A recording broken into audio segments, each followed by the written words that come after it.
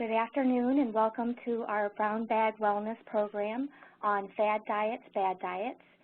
Carolyn Tinnerand, our dietitian at Fostoria Community Hospital, will be presenting the topic today. And if you have questions for Carolyn, we ask that you put your mouse up toward the top of the screen and click on the chat feature. You can type your question in the box and send it to the presenter, Carolyn, and she will answer your questions at the end of the program. Carolyn, you can begin. Thanks, Jan. Good afternoon, everybody. Again, my name is Carolyn, and today we're going to talk about fad diets, kind of give you an idea of how to identify a fad diet, and then we're going to talk a lot about what a good diet looks like.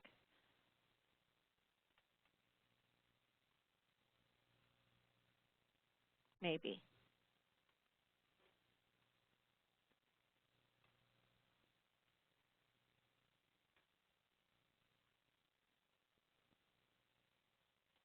There we go. Sorry about that. So first of all, we'll talk about what a fad diet is. And if you look up in a dictionary, here's what you're going to find. It's a weight loss diet that becomes popular often quickly and then may fall out of favor sometimes just as quickly. So like a fashion fad, it comes and goes very quickly. Since that doesn't mean a whole lot, we then go by a list of characteristics to help you identify what's a fad diet. If there's a claim that recommends a very quick fix, for instance, lose 20 pounds in 20 days, that's a good sign that it might be a fad diet. Along those same lines, too good to be true, you can lose weight without exercising, another example. Recommended by someone with authority. We all know different celebrities who have recommended different diet plans over the past few years. That's the idea there. Or it is recommended based on a single study. Oftentimes they'll try to promote their diet by making it sound very scientific, and they'll say that a study proved that there was this much weight loss, for instance. If it has a list of good and bad foods, you should consider it a fad diet. And if it's eliminating one or more of the food groups, it is also considered a fad diet. So I want to look at some fad diets, and here's one, the lemonade diet, also sometimes known as the lemonade cleanse. This one's fun. Basically, you drink lemonade all day. Lemon juice, maple syrup, cayenne pepper, and water. You also drink a saltwater flush, which is just salt and water, first thing in the morning, and then in the evening you get a laxative tea. Basically, this diet is going to lead to dehydration, but the results are obviously short-lived. As soon as you start eating and drinking again, the few pounds you might have lost will definitely come back. So how is this a fad diet? It's eliminating one or more of the 5 food groups. Basically, it's eliminating almost all of those. You might have seen this diet, metabolism diet. You see the initials MD, making it seem like it's doctor recommended. So that's, again, the one recommended by someone with authority. Here's a good one. The lazy zone diet requires a little effort. So this is one of those that sounds too good to be true. It basically states that you can follow this diet and not do any activity and you'll still lose weight. This is a favorite of a lot of people, the chocolate diet. When we're dieting, we often think there are certain foods that we shouldn't eat. And this allows you that forbidden food, and in large quantities sometimes. And this is a little bit of a joke, but there is one out there called the amputation diet. Like it says, it offers immediate results, and people laugh about this, but I do have a lot of clients when they come to get weighed in, they will want to remove a lot of clothing, for instance. They may want to use the restroom prior to that weigh-in, so they're trying to rid themselves of those extra few ounces, whatever they can. There are a lot of fad diets. It would take me hours to go through them all. You probably all have heard of one or more of these, and you probably have heard of ones that aren't on this list. But there are lots. Basically, fad diets do not work. And we know this because if fad diets did work, we would all be at our exact healthy body weight. We'd all look like supermodels, and we wouldn't have to have this conversation. What we want to talk about is what a healthy weight loss diet does look like. First of all, before we get to that, I want to clear up some misconceptions that a lot of people have when they're trying to lose weight. I've heard this one a lot. If you eat something and no one sees you eat it, it has no calories. If you drink a diet soda with the candy bar, the calories in the candy bar are canceled out by the diet soda. A lot of people try to use this one. When you eat with someone else, calories don't count if you don't eat more than they do. I like to use this one when I'm eating with my husband. Cookie pieces contain no fat, no calories for that matter. The process of breaking causes fat leakage. So we often think that small bite or small piece we put in our mouth really doesn't count. But in reality, every bite, every lick does add up. Tasting other people's food does not add to your calorie count. Again, along those same lines, parents are often notorious for eating those last few bites on their children's plates, and those bites do count. And this is my favorite and probably the only one that might have a little bit of truth to it. If you fatten up everyone else around you, you will look thinner. So that one might have a little bit of truth to it. Now let's actually talk about that healthy diet. The first thing you want to make sure you're including is a variety of foods, and you want to make sure you're getting foods from all of the food groups. You want to make sure you have a lot of whole grains in your diet. When you're looking at a food label, you want to see the line that says grams of fiber, and it's recommended that adults have anywhere from 25 to 35 grams of fiber per day. And you can get this by eating a lot of whole grain breads and cereals, pastas. You also get a lot of fiber from your fruits and vegetables. Whole grains, fiber, they make you feel fuller longer, so they can help with weight loss. Here's your fruits and vegetables, and the statement of 5 a day still holds true. We still recommend at least 5 servings of fruits and vegetables again a day. Fresh is usually the best choice. Frozen is another good option, especially this time of year. They quick freeze the product, and the nutrients are still pretty much all available in the food, and they don't add a lot of preservatives. They don't add sodium or sugar, syrups, that sort of thing. We want to make sure we have protein in our diet. We can get protein from lean cuts of meat, legumes, nuts, seeds. These sources are a good source of protein without the fat and saturated fat that sometimes goes along with our protein foods. We want to have some low-fat dairy products. Again, a good source of protein, a good source of calcium, vitamin D. This includes things like fat-free milk, low-fat sour cream, low-fat cheeses, cottage cheese, that type of thing. And we do have some room for some fat. We do want fat in the diet. Fat also makes a person feel fuller longer, and it has a nice mouthfeel that we crave. We just want to make sure that we're focusing on the healthy fats, and the healthy fats are the ones that come from plant products. When it comes from a plant product, it has less saturated fat and no cholesterol. A fat that is liquid at room temperature is always the healthiest for you. So if you have the choice between a vegetable oil and a solid shortening or margarine, that's always the better choice. Now that you know kind of what to eat, you're probably wondering, how much should I eat? And when should I eat? Okay. The main key right here is that you need to eat smaller amounts, but more often. In today's world, we're often eating maybe only 1 or 2 meals a day.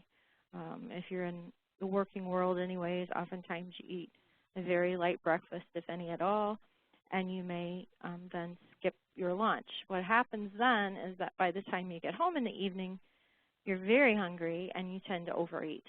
And I think also psychologically you feel like you're entitled to eat, a large quantity of food because you haven't had much to eat all day. 5 to 6 meals a day, and they should be no more than 3 or 4 hours apart. If you go too long without eating, your body enters into a storage mode. It does everything it can to conserve energy, so your metabolism or your ability to burn calories slows down, and this can often lead to weight gain. Some people are not eating very many calories, but it's when they eat those calories that causes the problem. So by merely spreading out the food that you are eating, it can really help with weight loss. If you want to know how many calories to eat, this is just a very quick way to get a number to start with. If you take your goal weight times 10. So if you want to weigh 150 pounds, for instance, times 10, it would be about 1,500 calories per day. Now this is just a rough estimate, but it usually is a number that's pretty safe to get started with. You really should never go below 1,200 calories a day. If you restrict calories to that extent, it's really hard to get the vitamins and minerals and nutrients that you need. If you are having difficulties counting calories or having difficulties knowing how many calories are in something, there's lots of sources, on the computer, books, calorie counting things that you can usually find at your grocery store, checkout counter. So there's lots of resources available. The problem with counting calories or knowing how much to eat is that it's very easy to see an amount of food and assume it's smaller than it really is. So watching that size of the food is very, very important. These are just some guidelines to give you an idea. So when they talk about a cup of something, a cup is about the size of a tennis ball or a fist, although that's not the greatest comparison there because some people have quite big hands, so I would go by the tennis ball. An ounce is the size of a domino or your thumb. And another one, probably heard this one before, 3 ounces of meat is the size of a deck of cards. Or again, they talk about the size of your palm, which again can be deceiving depending on how big your hand is. These are my dieting glasses. They magnify the food, so I think I'm eating more than I really am. I wish there were glasses like that out there, right? But the idea does make sense. We want to try to feel like we're getting as much food as possible so we don't feel deprived without actually eating in excess.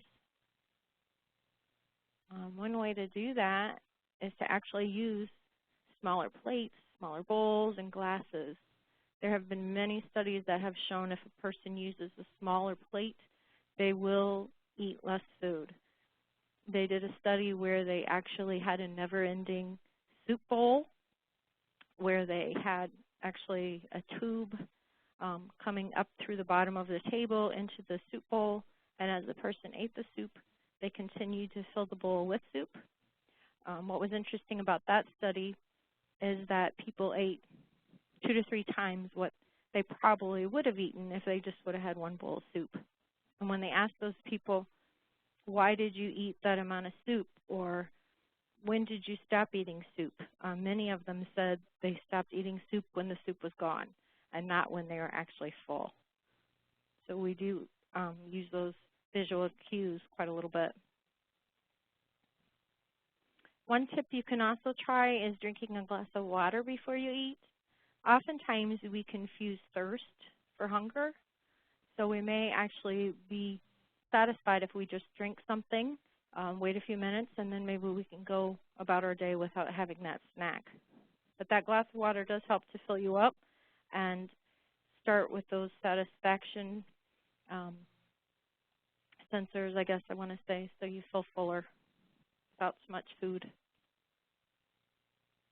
Here's a big one, avoid seconds.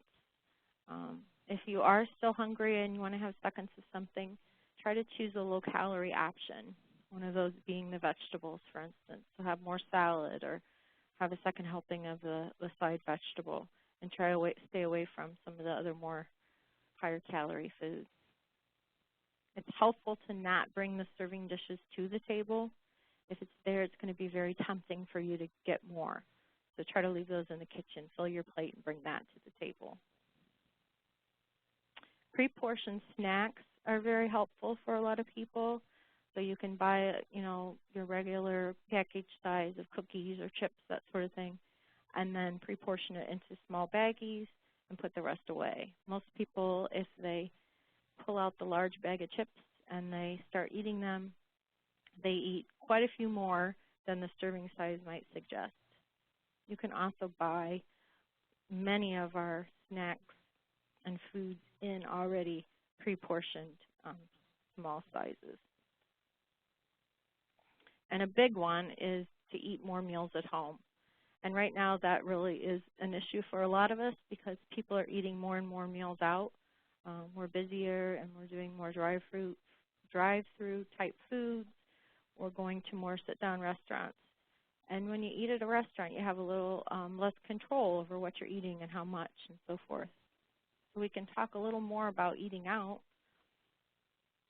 When you go to a restaurant, you want to look for some key words to help you maneuver through the menu. If something says that it's fried crispy, that should be a red alert for you to stay away from that. If it says it's smothered in a cheese sauce or an Alfredo sauce, hollandaise sauce, those are also some words you should watch out for.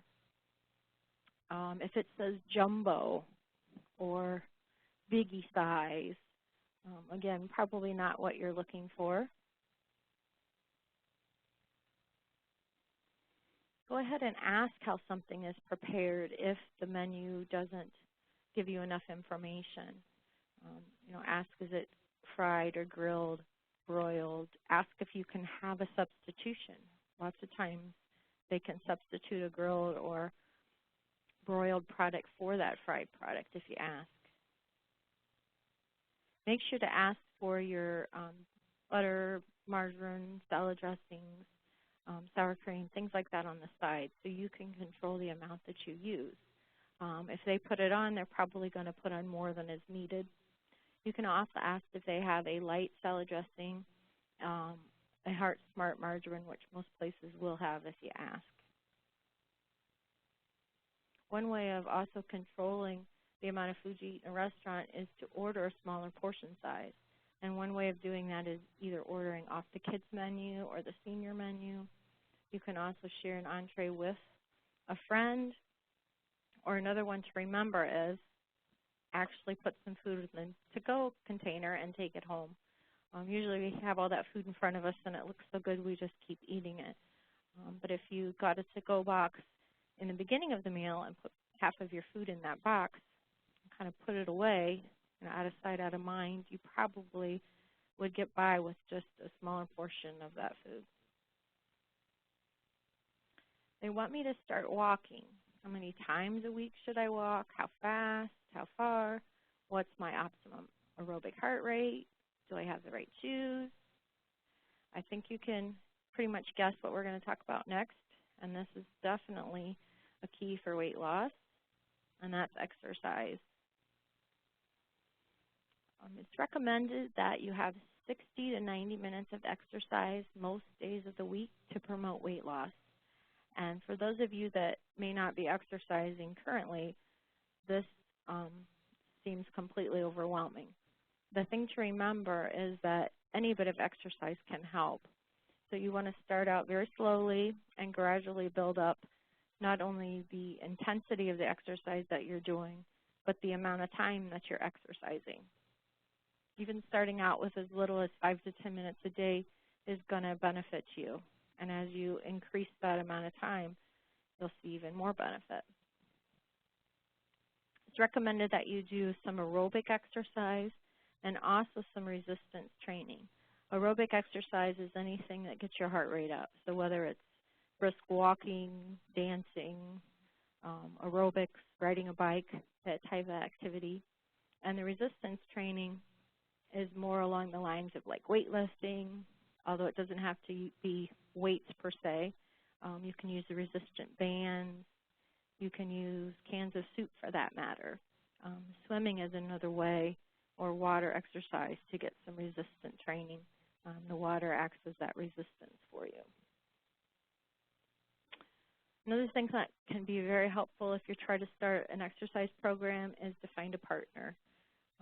It's oftentimes hard to motivate yourself to exercise, but when you know you have someone else counting on you, you may be more apt to go take that walk or go to the gym. Joining a class is another way to help you get motivated. If you pay for a class, most people want to get their money's worth, and you feel obligated to attend. And it might be funner than some of the other activities that you could do in your own home. And another one that's very important is varying your exercise routine. I have a lot of clients that have great exercise plans and they exercise daily, but they've been doing the same activity for a very long time and they're not seeing the results that they want.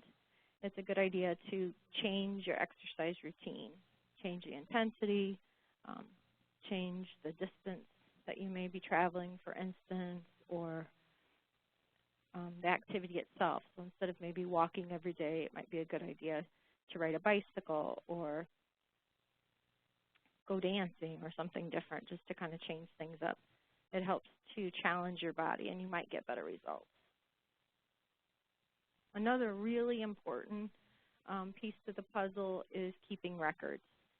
When they look at people who are successful at losing weight, what they find is that these people have been eating right, exercising, and keeping some sort of record. Not only does this help the person lose weight, but it tends to really help them keep the weight off. When you're keeping records, these are the kind of things you want to write down. What did I eat? How much did I eat? And remember, you have to be really accurate with those portion sizes. It's easy to underestimate. When did you eat? Did you eat breakfast late that day, or did you skip lunch? Why did you eat?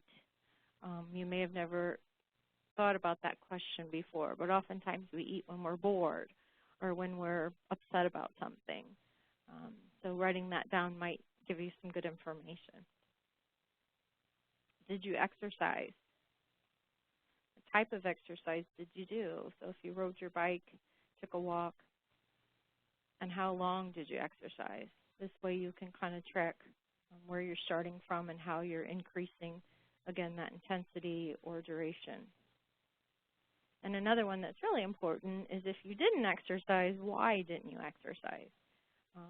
Start looking at that list of excuses. What is keeping you from exercising? Whether it be, oh, I'm too busy, or I was too tired. If you look at those excuses, you might be able to find ways to eliminate some of those obstacles.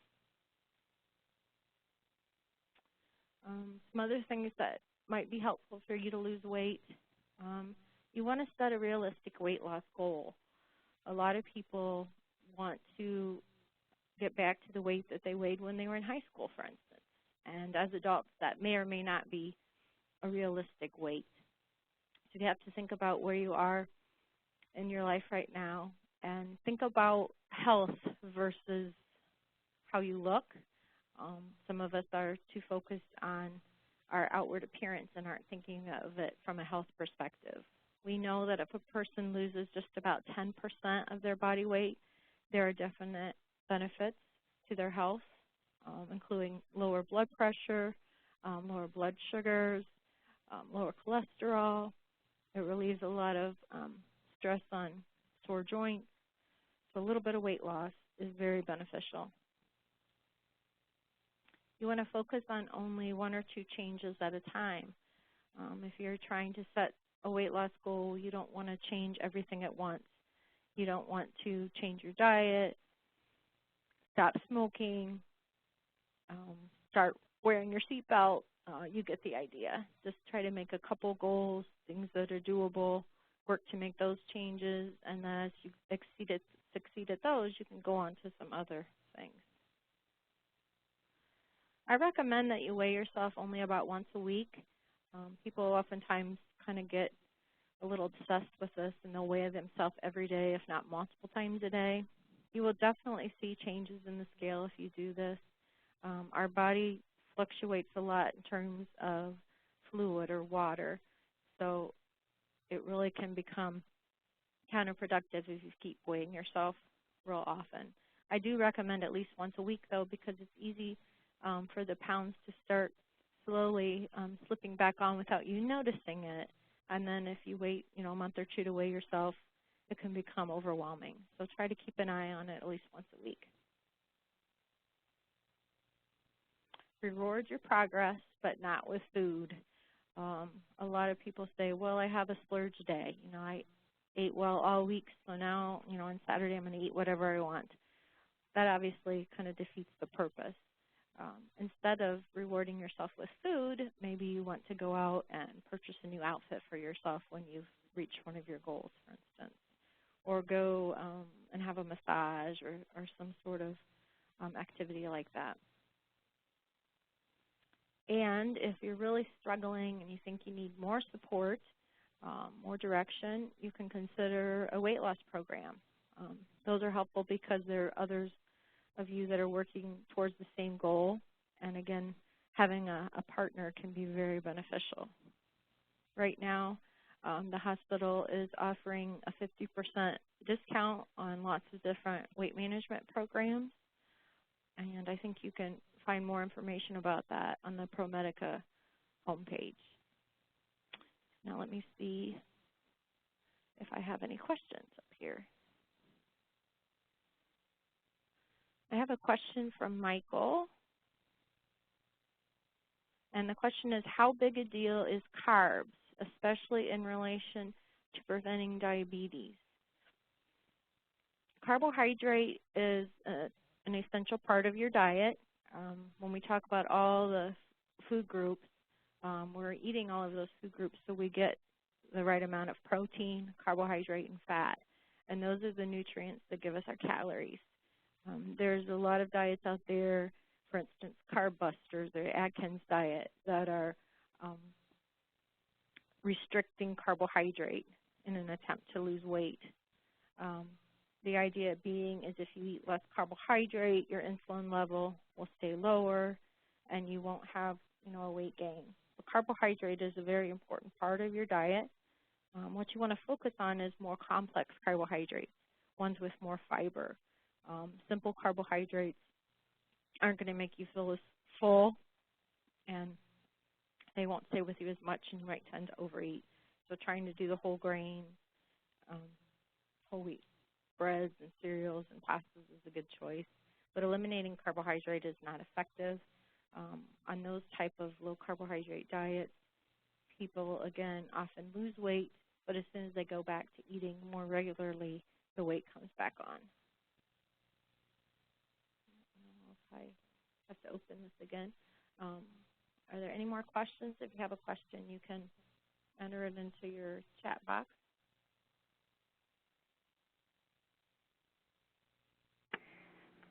I don't have a question, but I would like to mention that if you are needing contact hours, we are going to give away 0.5, and we will send you a survey, and at the end of the survey, you need to put the code word fruit at the bottom. and you will receive a certificate then through email with the 0.5 contact hours. Thank you.